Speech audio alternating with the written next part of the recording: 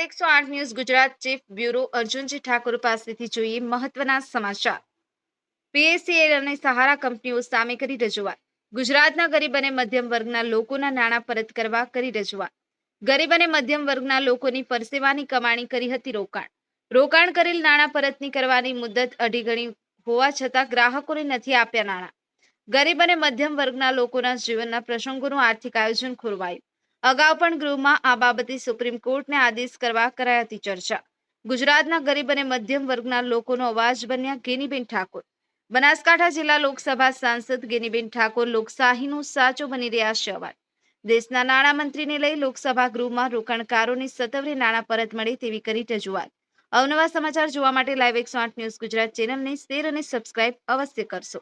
અને ગુજરાતના કરોડો લોકોએ પ્લસ અને સહારા કંપનીમાં એક બચત માટે કરીને એમને રોકાણ કરેલું હતું।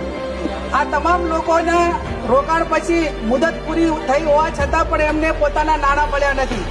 સુપ્રીમ કોર્ટની નિગરાની પછી, સુપ્રીમ કોર્ટના આદેશ પછી દેશના નાણામંત્રીએ આ ગૃહની અંદર ખાતરી આપી હતી કે જે લોકોએ સહારા અને પ્લસ કંપનીમાં રોકાણ કર્યું છે તેમને તેમના નાણાં પરત આપવામાં આવશે, પણ આજ સુધી આ રોકાણકારોને એમના પૈસા પરત મળેલા નથી।